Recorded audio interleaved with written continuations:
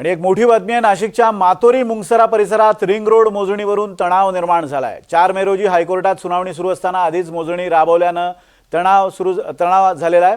प्रांताधिकारी आणि पोलीस प्रशासन आज पहाटेच संबंधित गावांमध्ये दाखल झालं। स्थानिक शेतकऱ्यांचा आरोप आहे की कोणतीही स्पष्ट पूर्वसूचना न देता केवळ 1 मे रोजी संध्याकाळी एका व्हॉट्सॲपद्वारे नोटीस पाठवण्यात आली आणि मोजणीला विरोध करणाऱ्या काही शेतकऱ्यांना पोलिसांनी ताब्यात घेतल्याचा तसंच त्यांच्या घरातील व्यक्तींना मारहाण झाल्याचा आरोप करण्यात येतोय। काहींना पोलीस ठाण्यात ठेवून मोजणी पूर्ण करण्यात आल्याचंही गावकरी म्हणतायत।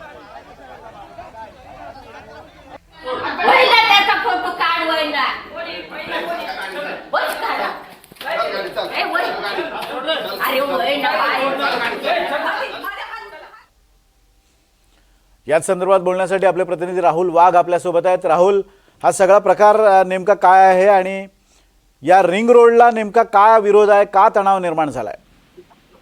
नाशिक शहराबाहेरील प्रस्तावित रिंग रोड संदर्भात 4 मे रोजी उच्च न्यायालयात सुनावणी होणार होती। त्याआधीच आज मातोरी आणि मुंगसरा परिसरात प्रशासनाने मोजणी प्रक्रिया राबवल्याने तणावपूर्ण परिस्थिती निर्माण झाली होती। प्रांत अधिकारी आणि पोलीस प्रशासन आज पहाटे संबंधित गावामध्ये दाखल झाले। स्थानिक शेतकऱ्यांचा करून आरोप करण्यात येतो की कोणती पूर्वसूचना देता केवळ 1 मे रोजी सायंकाळी व्हॉट्सअपद्वारे नोटीस देण्यात आली। मोजणीला विरोध करणाऱ्या काही शेतकऱ्यांना पोलिसांनी ताब्यात घेतल्याचं तसंच घरातील व्यक्तींना मारहाण झाल्याचा देखील आरोप करण्यात आलेला आहे। काहींना पोलीस ठाण्यात ठेवून मोजणी प्रक्रिया ही पूर्ण करण्यात आल्याचे सांगण्यात आले। दरम्यान परिसरात महिलांनी धक्काबुक्की केल्याचा गंभीर आरोप स्थानिक नागरिकांनी केला आहे। या प्रकारामुळे परिसरात संतापाचे वातावरण निर्माण झाले असून सुपीक शेती वाचवण्यासाठी रिंग रोडचा मार्ग बदलण्याची मागणी स्थानिकांकडून वारंवार करण्यात येत आहे। मात्र न्यायालयीन प्रक्रिया पूर्णच मोजणी प्रक्रिया केल्याने प्रशासनाच्या भूमिकेवरती आता प्रश्नचिन्ह निर्माण होत आहे। प्रशासनाच्या भूमिकेवर प्रश्नचिन्ह निर्माण झालेला आहे। सुपीक जमीन जाते या रिंग रोडमध्ये, त्यामुळे शेतकऱ्यांचा विरोध आहे। न्यायप्रविष्ट प्रकरण आहे। 4 मेला त्याची सुनावणी अपेक्षित आहे। असं असताना